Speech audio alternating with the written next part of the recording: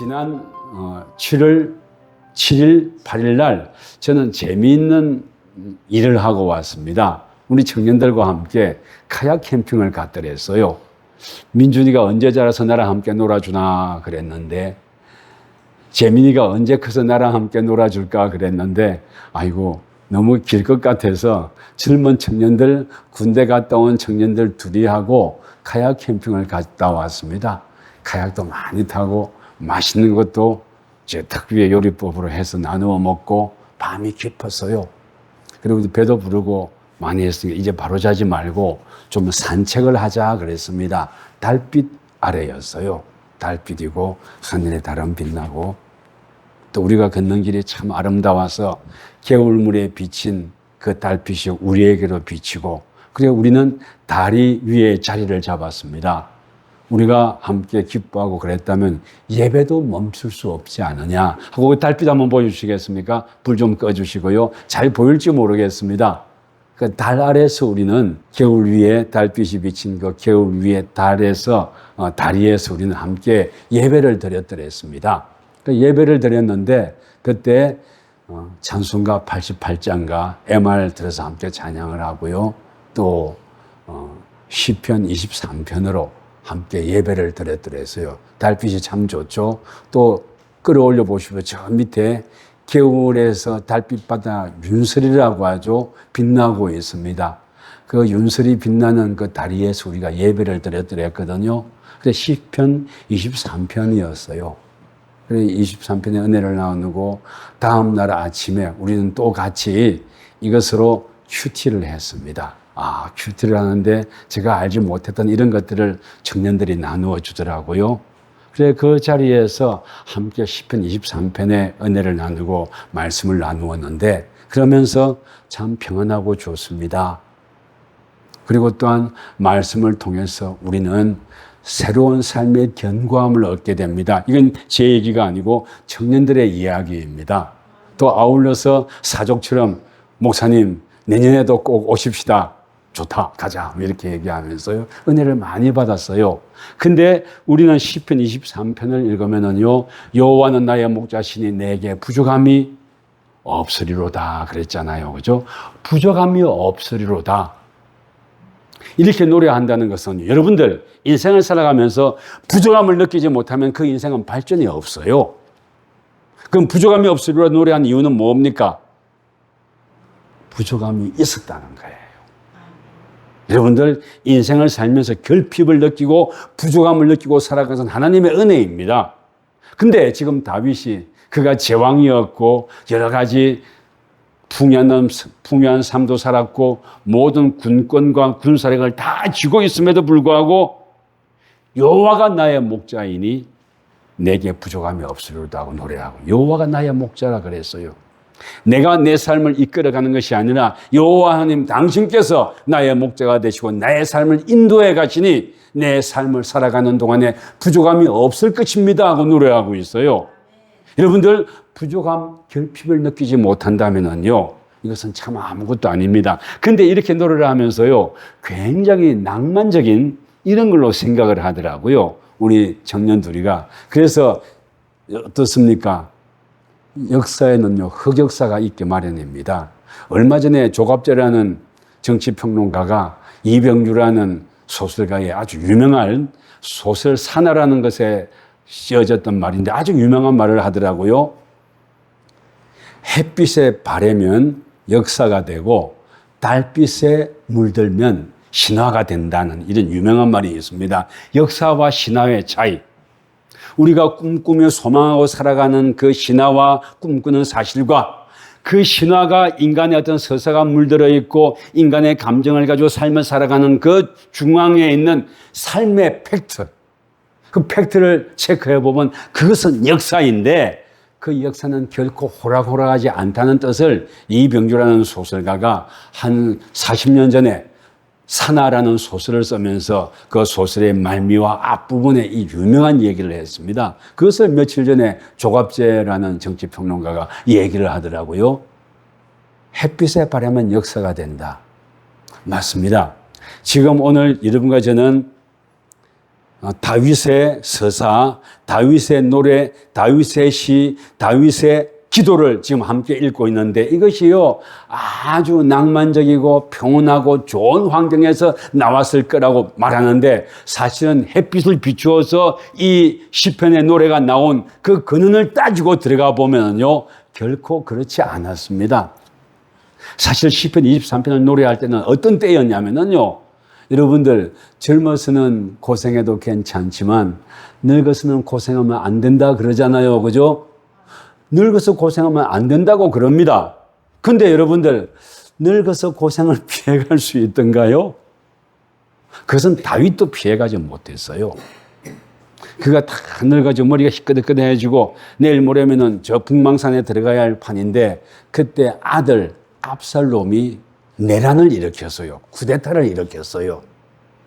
하다못해 자기의 신복이었던 요압까지도 이 압살롬 편에 서고 그래서 그가 다 죽게 되었습니다. 이 내란 또는 쿠데타라는 것은요 아버지고 아들이고 인거 없습니다. 무조건 죽여야 내가 왕이 될 수 있는 거예요. 그것을 일으킨 거예요. 그래서 다윗이 살아야 되니까 궁궐에서 나와가지고 도망가면서 불렀던 노래가 시편 23편입니다. 이게 달빛에 젖고 또 거기에 어떤 서사가 또는 감상적인 또 낭만적인 그런 게 있는 것 같지만은요 사실 햇빛으로 비추어서 보니까 거기에는 아들 압살롬이 반역을 일으켰을 적에 그때 살기 위해서 도망가다가 정신없이 그냥 신발이 벗기는 줄 모르고 한 목숨 살기 위해서 또 신복 요압까지도 같이 이 내란에 가세했지만은 뭐 살아남아야 되니까 여러분들 목에 숨이라는 것은 지긋지긋하지 않습니까? 머리에 뚜껑을 열어도 살아야 되고 심장이 지 멋대로 펑펑 뛰어도 살아야 되고 또한 어떻습니까? 빗잔치를 해도 살아야 되는 게 목숨 아닙니까? 그래서 다윗이 목숨 하나 살리기 위해서 도망가다가 또 그가 또 도망갈 때 그를 미워했던 다른 신하들이 나와서 그에게 티끌을 던지고 저주를 하고 그랬음에도 불구하고 살아야 되니까 도망치던 길이었습니다. 근데 그 도망치던 길에 다윗은 이렇게 혼잣말을 했고 이렇게 노래했고 또 혼잣말을 했던 거예요. 여호와는 나의 목자시니 내게 부족함이 없으리로다. 다윗이 한평생 넉넉하고 좋게 살았을 것 같습니까? 그거 그래 본 적 별로 없었어요. 제왕이었고 모든 군권을 쥐고 권력을 막강하게 누린 것 같지만 그 평생 사는 삶의 족적을 따져보면요 그 넉넉하게 사는 사람 아니었어요. 뭐든지 차고 넘치던 사람 아니었어요. 늘 부족했습니다. 그가 사울 왕에게 쫓길 때는 어땠습니까? 쫓기다 쫓고 여러분 쫓기면 먹을 수도 없거든요. 우리 청년들은 이번에 갔어요. 잘 먹더구만요. 그 스테이크를 해줬더니 이따만한 거를 3개씩을 다 먹더라고요. 한 자리에서. 그랬죠? 어쨌든 간에. 사람은 먹어야 됩니다. 먹어야 살잖아요. 먹을 게 없어서 쫓겨다니다가 제사장 집에 들어가서 그 제단에 올렸던 떡을 얻어먹었거든요. 그랬더니 사울이 추격해 와가지고 그 떡을 줬던 제사장까지도 다 죽여버리지 않습니까? 그러니까 사울이 그렇게 했던 이유는 분명하죠. 다윗에게 먹을 걸 주는 자는 다 죽이겠다. 굶더라도 주지 마라 이런 거 아닙니까? 그러니까 제사장에게서 떡을 한번 얻어먹고 나서는 차마 그는 죽었다는 소식을 듣고 다른 이들에게 들어가서 먹을 달라고 말할 수가 없는 그런 형편이 되어버린 거예요. 그럼에도 불구하고 그런 인생을 살았음에도 불구하고 내게 부족함이 없으리로다 하고 고백하고 있습니다. 이 고백이 뭐겠습니까? 엄청난 삶의 소망을 갖고 있다는 거예요. 설교에 소망이라고 제일 뒤에 넣었는데 원래 이 소망은 설교 끝머리에 하려고 했던 얘기인데 그리고 그 도망가는 이 마당에서 그는 감사를 떠올려 보는 거예요. 그리고 기억해 보는 거예요. 내가 지금 아들 압살롬이 내란을 일으켜가지고 내가 내 목숨 한 목에 숨 끊이지 않기 위해서 도망가고 있긴 하지만 내 인생 돌이켜봤더니 감사했네 하고 기억을 떠올리는 거예요. 여러분들 인생의 감사는 귀한 겁니다. 한 반년쯤 전에 어떤 나이 많은 집사님이 저에게 와가지고 이런저런 얘기 두런두런 하다가 감사가 참 중요한 것 같습니다. 이런 얘기를 하시더라고요. 맞구나. 인생에 참 감사가 중요한. 그래서 중복 우리 금요 기도회 때 감사가 넘치게 해달라고도 기도 제목을 넣고 기도를 하고 있습니다. 그렇구나. 인생이 고단하고 어렵고 힘들다 할지라도 내 심장에 지멋대로 둥둥 뛰고 내 머리에 뚜껑도 열고 또 어떤 데는 약간의 치매기가 와서 횡설수설을 한다 할지라도 인생은 감사한 거였구나. 그죠? 이런 고백을 지금 다윗이 하고 있는 거예요. 그리고 내게 부족함이 없으리로다 고백하고 있는 겁니다. 사실 내게 부족함이 없으리로다고 고백하고 있지만은요, 우리 이 고백이 호락호락 쉽게 나오는 건 아니지 않습니까? 우리 시편 34편 한번 볼까요? 읽어주시겠습니까? 34편 8절에서 10절 말씀입니다. 너희는 여호와의 선하심을 맛보아할지어다. 그에게 피하는 자는 복이 있도다. 너희 성도들아 여호와를 경외하라. 그를 경외하는 자에게는 부족함이 없도다. 젊은 사자는 궁핍하여 줄일지라도 여호와를 찾는 자는 모든 좋은 것에 부족함이 없으리로다. 아멘. 젊은 사자는 궁핍하여 줄일지라도 여호와를 찾는 자는 모든 좋은 것에 부족함이 없으리로다. 이렇게 노래하고 있어요. 근데 이 노래라는 삶의 자리가 햇빛을 이렇게 조명해 보면은요, 참 기가 막힌 자리예요. 사울 왕이 하도 죽이려고 쫓아다니니까 엘리멜렉의 나라에까지 도망을 갔습니다. 그 왕궁으로 들어갔습니다. 그 왕궁에 들어가서 내가 한 목숨 피해왔으니 나를 좀 거두어 주십시오 하고 얘기했더니 아비멜렉이 다윗인 줄 모르고 거둡니다. 다윗인 줄 모르고 거두었는데 아비멜렉의 신하들이 보니까 아무리 저 친구를 쳐다봐도 다윗인 거야. 사울은 천천히고 다윗은 만만이라고 했던 또 누구요? 그다란 우리 어린이 설교하면 많이 등장하는 그 안티 주인공 있죠? 덩치 이만하고 골리앗. 저자가 골리앗을 쳐 죽인 다윗인 것 같습니다. 저자 거두면 안 됩니다. 죽여야 됩니다. 이런 얘기를 했습니다. 그런 얘기하는 것을 다윗이 궁정에 피신해 왔다가 들었던 거예요. 그래서 그때부터 연기하기 시작합니다. 미친 척하면서 침을 질질 흘리면서 아비멜렉이 보는 앞에서 왕궁의 기둥을 잡고 거기 비비면서 침을 흘리면서 미친 척했습니다. 미친 척하면서 속으로 불렀던 노래가 시편 34편이에요. 근데 참 기가 막힙니다. 오늘 부족함에 대한 얘기하기 때문에 그 부분을 얘기하지만 젊은 사자는 궁핍하여 줄일지라도 여호와를 찾는 자는 모든 좋은 것에 부족함이 없으리로다. 나 결핍되어 있습니다. 내 생명이 지금 뺏길 위험에 있습니다. 내가 인생을 지금까지 이렇게 살아오긴 했지만 그럼에도 불구하고 나 부족하다고 여기지 않았습니다. 내 생명 지금 백척간두에 놓여 있지만 하나님께 내 생명이 있지 않습니까? 그러므로 나를 구해줄 줄 믿습니다는 고백이 시편 34편에 들어가 있어요. 이 시편 34편의 고백이 그로부터 한 30년쯤 후에 시편 23편으로 나타나고 있는 거예요.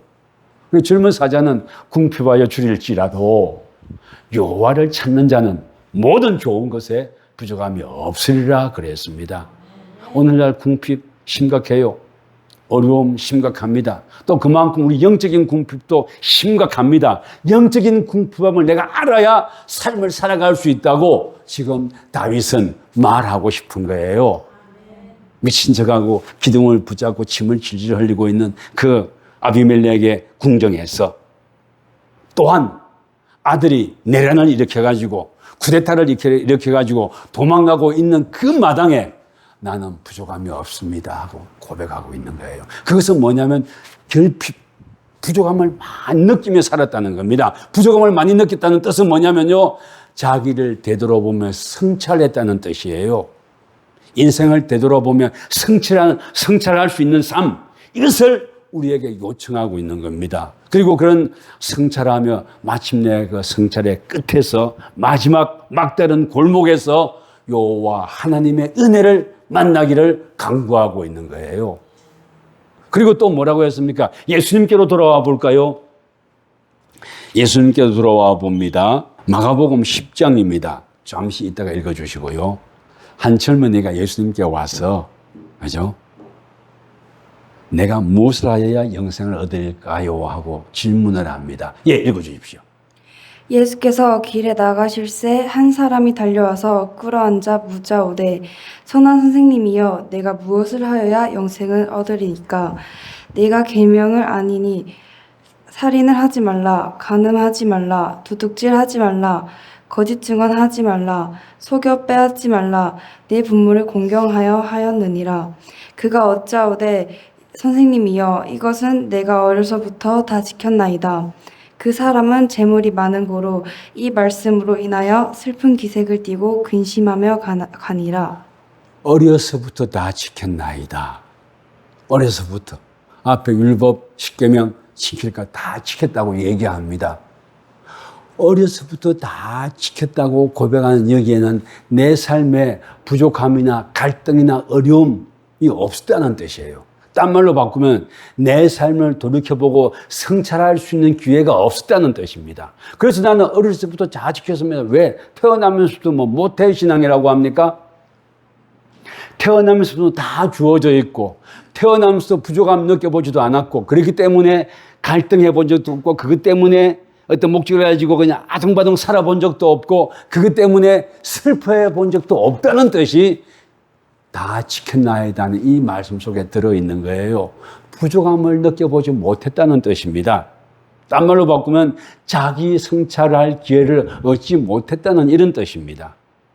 자기 성찰을 하지 못했기 때문에 자기가 부족한 줄을 몰랐기 때문에 내가 지금 가지고 있는 것도 감사한 줄 모르는 거예요. 그래서 예수님께서 너에게 있는 물질을 다 주고 오라 했더니 그가 가진 것이 재물이 많은 거로 슬픈 기색을 띠고 근심하여 돌아갔다가 다시는 오지 않았다는 거 아닙니까? 내 삶이 부족한 줄 알고 부족함을 채우는 동시에 다른 이들의 부족함도 알고 그 부족함을 채워주는 이게 1편에 여호와는 나의 목자시니 내게 부족함이 없으리라고 고백하는 이 속에 있는 거 아닙니까? 나의 목자라 그랬어요. 나를 인도하시는 분. 유목민들에게는 목자라는 말이 아주 실감이 나는데 우리는 유목 잘 안 해봤으니까 그러긴 하지만은 어쨌든 간에 그래서 내 삶에 있어서 부족한 줄 알고 그 부족함을 돌아보며 성찰을 하며 채우기 위해서 살아왔던 삶. 그리고 그 채우는 그것이 어떤 물질적인 성공이나 그런 것에만 있는 것이 아니라 여호와 하나님의 은혜 속에 있다는 것을 깨달은 삶. 이것을 지금 다윗은 노래하고 있는 겁니다. 그리고 또 이렇게 노래하네요. 4절 한번 읽어주십시오. 내가 사망의 음침한 골짜기로 다닐지라도 해를 두려워하지 않을 것은 주께서 나와 함께 하심이라. 아멘. 일단 거기까지요. 참 놀라운 고백합니다. 내가 사망의 음침한 골짜기로 다닐지라도 해를 두려워하지 않을 것은 뭐라고요? 같이 읽읍시다. 시작. 함께 하심이라. 아멘. 주께서 나와 함께 하시기 때문에 내가 삶을 살아가는 것이 점점 견고해집니다 하고 고백하고 있는 거예요. 흔들리지 않습니다 하고 고백하고 있는 거예요. 이건 견고해진다는 이 용어는 제가 생각해낸 용어가 아니라 청년들하고 예배 드리면서 이렇게 은혜를 나누고 나서 다음날 아침에 밥 먹기 전에 큐티를 했거든요. 시편 23편으로 어젯밤에 말씀으로 큐티 합시다 했더니 그때 삶이 더 견고해지는 것 같습니다 하는 얘기를 하더라고요. 맞습니다. 우리가 아무리 흔들리고 그런다 할지라도요, 비탈 위에 서 있다 할지라도 내가 사망의 엄침한 골짜기로 다닐지라도 해를 두려워하지 않을 것은 뭐라고요? 주께서 나와 함께 하심이기 때문이라. 그 인생이 견고해진다는 겁니다. 근데 여기서 하나 깨달아야 할 게 있습니다. 내 인생이 견고해졌다고 해서요, 자기 성찰을 잃어버리면 절대 안 됩니다. 잘못하면 하나님 안에 가면 견고해진다면서요, 고집불통이 되고 고집세고 자기 생각밖에 모르는 사람이 될 수도 있습니다. 인생이 그래요. 그래서 주께서 나와 함께 하심이라 하면서요, 그 뒤에 이어지는 이 말씀이 뛰어난 고백이기도 합니다. 읽어주시겠습니까? 주의 지팡이와 막대기가 나를 인위하시나이다. 주의 지팡이와 막대기가 나를 안위하시나이다. 지팡이와 막대기. 뭐 설교에 여러분이 많이 들어봤을 거예요. 그죠? 지팡이는 끝이 이렇게 굽어 있어서 잘못된 길로 갈 때 이렇게 끌어오고, 막대기는 뭐 늑대가 쳐들어왔을 때 뭐 끊는 거라 했는데요. 이 막대기도 묘한 역할을 합니다. 여기 혹시 돼지 끌고 가본 적 있는 분이 있습니까? 아, 없구나. 제가 어릴 적에 보면 돼지를 풀어서 어디 갈 때 보면 목을 줄에 끌어서 가는 게 돼지는 그렇게 해야 돼요. 막대기를 가지고다 툭툭툭 때려요. 그럼 이렇게 가다가 지 마음대로 다 다시 돌아오고 막대기로 그렇게 해요. 그래 보셨죠? 이영자 권사님하고 안 권사님 그래 봤을 거예요. 막대기. 늑대를 쫓는 것이기도 하지만 내가 잘못된 길로 갈 때 나를 옳은 길로 인도하는, 바른 길로 인도하는 그 채찍질이 막대기라는 표현 속에 들어가 있는 겁니다. 막대기라는 표현 속에. 그러니까 다윗은 내가 절대로 옳아가지고 하는 일마다 옳았다는 이런 말을 하고 싶어 하는 거 아니에요. 내가 인생을 살면서 실패하기도 했습니다. 그래서 잘못된 길로 가기도 했습니다. 그리고 그때 하나님께서 막대기로 나를 치기도 했습니다. 라는 고백이 여기에 들어가 있는 거예요. 내 인생이 견고해질 수 있을 것은 내 결심이 확고하고 올바른 길로 가려고 했던 그것도 굉장히 중요하지만 사실은 그것보다 더 중요한 것은 내가 그것이 옳은 줄 알고 그 길로 잘못된 길로 가려고 할 때 하나님께서 나를 선한 길로 인도해 주셨습니다 하는 고백이 지팡이와 막대기로 나를 안내한다는 말 속에 들어있는 거예요. 그러니까요, 인생이라는 것은 살아갈 때 견고한 결심과 이것도 중요하지만 그보다 더 중요한 것은 자기 성찰을 하는 깨달음이라는 겁니다. 하나님의 은혜 속에서 나에게 질문할 줄 아는 것, 내 생각을 한번 돌이킬 줄 아는 것, 내가 전적으로 무조건 하나님은 내가 무조건 옳으니까 너희들도 무조건 이렇게 해야 돼가 아니라 내 인생을 한번 돌이켜보면서 다른 사람들의 입장에 서볼 수 있다는 이것을 우리에게 요청하고 있습니다. 복음을 전할 때 살아보면요, 베드로를 자기 성찰하고 자기를 돌이켜보는 사람으로 삼으려고 뭐 꼭 그래서만이 아니겠지만 예수님을 부인하고 그래 본 적이 있지 않습니까? 또 사도 바울도 복음을 전하는 사람으로 삼기 위해서 그의 잘못했던 것에서 자기 성찰을 하며 스데반 집사를 죽였던 것과 예수님을 몰랐던 것과 또 마가하고 같이 바나바와 함께 복음 전하러 갔다가 서로 맞지 않는서 헤어졌다가 다시 합류하려고 할 때 내 눈에 흙이 들어가지 너 같이 못 가 하고 대판 싸웠던 이런 것들이 있지 않습니까? 그런 것들을 통해서 베드로도 그렇고 사도 바울도 그렇고 자기 성찰을 하기 시작했던 거예요. 주의 지팡이와 막대기가 나를 자기 성찰하게 만드십니다 라고 고백하고 있는 겁니다. 내 삶이 믿음 위에 견고해지는 건 확실합니다. 그러나 견고해지는 그 믿음이 똘똘 아집으로 뭉친 그런 고집이 아니라 하나님께서 이끄신 대로 살아가는 삶이 되기를 원합니다 하는 고백이 주의 지팡이와 막대기가 나를 안위한다는 말씀 속에 들어있는 겁니다. 우리 인생 돌아볼 줄 알아야 됩니다.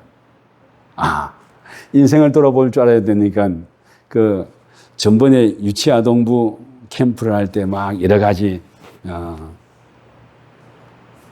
포스터도 나가고 막 그랬잖아요. 그거 보니까 제일 뒤에 늦으면 없어요 하는 게 있었어요. 그랬죠? 기억합니까? 어쨌든 애들의 말로 늦으면 없어요. 그래 놓고 우리가 넣었더라고요. 자기 성찰이 없는 거예요. 또 밑에 저기 올라오다 보면 계단에 우리 지치지 말자 이런 것도 있더라고요. 그래 놓고 지쳐갖고 지쳤다고 변명만 하고 있는 우리 자신을 볼 때도 있습니다. 자기 성찰. 남들에게는 적용하면서 자기에는 적용하지 아니하는 이런 모순에 대해서 자기 성찰이 필요하다고 지금 다윗은 말하고 있는 거예요. 아멘. 내가 사망의 음침한 골짜기로 다닐지라도 해를 두려워하지 않을 것은 주께서 나와 함께 하심이라. 아멘. 뛰어난 고백입니다. 근데 그 뛰어난 고백 위에 백미로서 주의 지팡이와 막대기가 나를 안위하시나이다. 아멘. 나로 하여금 자기를 돌아보게 만들고, 나로 하여금 나 회개하게 만들고, 나로 하여금 생각하게 만들고, 나로 하여금 유연하게 만들고, 나로 하여금 다른 이들을 부를 수 있게 만든다고 지금 고백하고 있는 거예요. 그랬더니 이런 고백하면 나가는 길이니까 그 다윗이 도망가고 있을 때 그를 저주하고 티끌을 날렸던 이가 누구죠? 예? 시므이. 맞아요. 시므이가 다윗을 저주하고 막 티끌을 날리고 그랬습니다. 그랬더니 지금 비록 쿠데타 때문에 쫓겨가는 왕이고 하고 초라하긴 하지만 아직도 그에게는 힘이 있거든요. 같이 동행하던 같이 도망가던 가신이 다윗 보고 그러지 않습니까? 오늘날의 말로 바꿀게요. 왕이시여, 저거 죽여버릴까요? 그러지 않습니까? 그랬더니 다윗이 뭐라고 말합니까? 내버려 두라. 저기에도 하나님의 뜻이 있을 것이다. 내버려 두지 않습니까? 비록 좀 쫓겨가긴 하지만 시므이 하나 죽일 힘은 있어요. 그렇지만 내버려 두라고 합니다. 그러면서 뭐라고 말합니까? 저기에도 하나님의 뜻이 있을 것이다. 아멘. 자기 성찰하는 거예요. 왜 압살롬이 이렇게 반역을 일으키게 됐는지 자기 삶을 쭉 돌아보는 거예요. 압살롬이 반역할 빌미를 준 게 사실은 다윗이거든요. 그 앞에 보면요, 압살롬이 호남 중에 호남 장부입니다. 머리가 굉장히 아름답고 보면은요, 머리 끝부터 발끝까지 요즘 말로 하면 훈남이었다 합니다.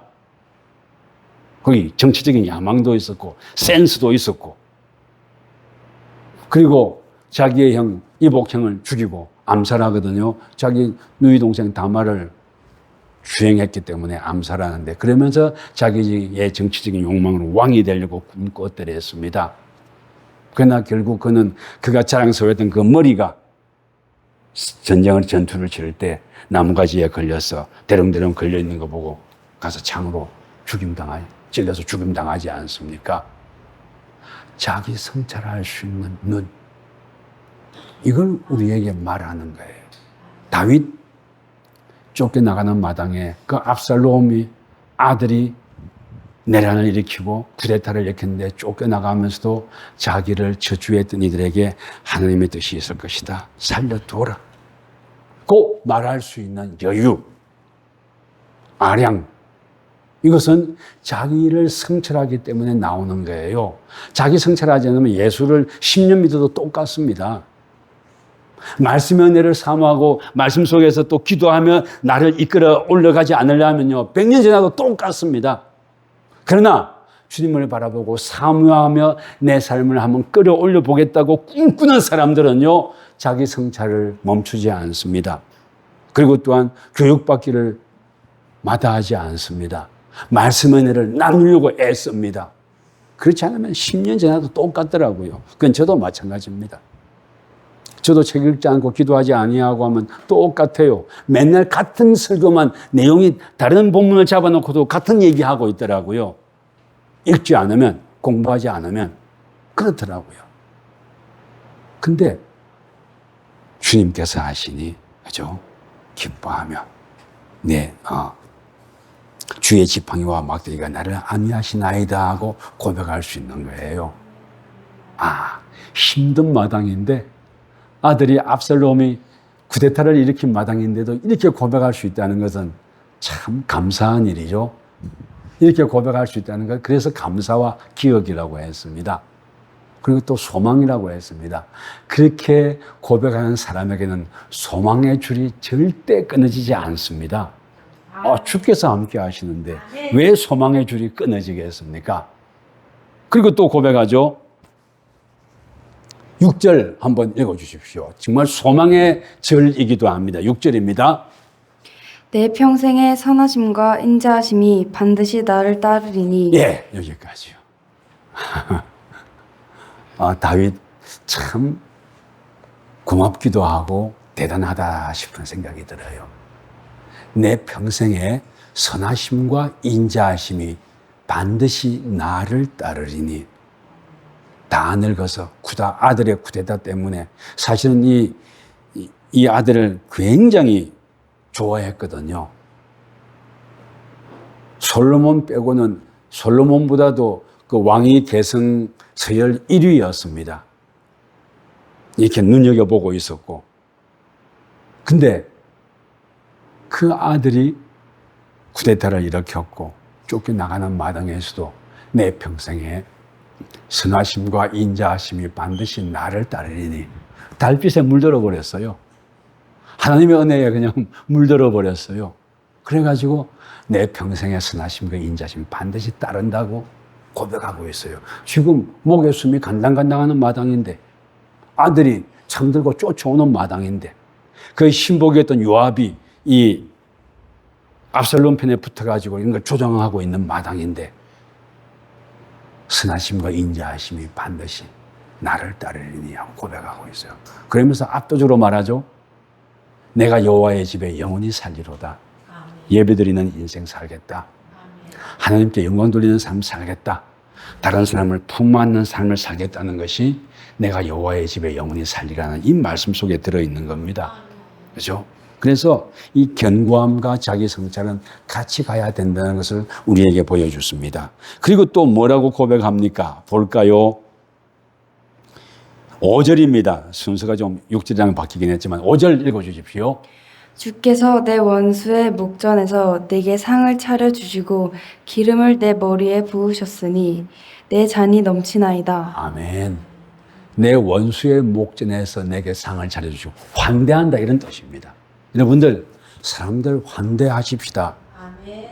처음 보는 사람이나 전도에서 오는 친구들이 있다면요 낯설고 서먹서먹할 거예요. 환대하십시다. 어쩌지 못해서 교회라는 곳에 처음 와봤는데 목사님의 눈길도 좀 서먹서먹하고 분위기가 영 아닐 수도 있습니다. 그러나 그 환대의 기억이 그로 하여금 하나님께 더 한 걸음 더 다가가게 하는 거 아닙니까? 그래서 주께서 내 원수의 목전에서 내게 상을 차려주시고 기름을 내 머리에 부으셨으니 라고 나를 환대해 주셨습니다 라고 고백하고 있죠. 그리고 내 잔이 넘치나이다. 이 잔이라는 것이 기업을 의미하기도 하고 뭐 물질을 의미하기도 한다고 하는데 여러 가지 영적인 은혜도 의미하는 걸게요. 비유죠. 메타포죠. 내 잔이 넘치나이다 하고 고백하고 있어요. 어느 때 아들이 나를 찔러주기를 쫓아오는 그때에 내 잔이 넘치나이다 하고 고백하고 있습니다. 근데 여러분들 이거 알아야 됩니다. 잔이 넘치는 것 좋아요. 그러나 그 넘치는 잔을 더 어렵고 힘든 것은요, 흘러 넘치는 잔을 운반하는 겁니다. 잔이 흘러 넘치면 뭐합니까? 흘러 넘치는 그 잔을 누리고 나눌 수가 있어야죠. 내 잔에 은혜가 흘러 넘치고 뭐 물질적인 축복이 가득하다고 해서 그걸 가지고 어떻게 쓸 것인가가 내 잔이 넘치나이다는 고백에 들어있는 거예요. 어떻게 쓸랍니까, 여러분들은? 여러분들의 젊음과 건강과 소망과 기쁨, 이런 것들 어떻게 쓰실랍니까? 여러분들의 잔이 흘러 넘칠 것입니다. 아멘. 아니면 지금 다윗은 지금 현재형으로 고백하고 있는데 지금도 내 아들이 나를 죽이려고 쫓아오고 있고 내가 도망가고 있지만 내 잔이 넘치나이다 하고 지금도 고백하고 있어요. 하나님의 은혜가 크고도 크다는 고백인 거예요. 그 하나님의 은혜를 혼자만 누릴 것인가 함께 누릴 것인가는요, 여러분과 제가 깊이 고백해 봐야 됩니다. 왜? 그 잔이 흘러 넘치는 걸 가지고 어떻게 사용할 것인가는 하나님께서 여러분과 주신 숙제입니다. 이런 숙제 우리 감당해야 돼요. 이 숙제 감당하지 아니하고 나만 잘 먹고 잘 산다, 나만 은혜 누린다 하면 그건요 기복주의 신앙에 지나지 않는 거예요.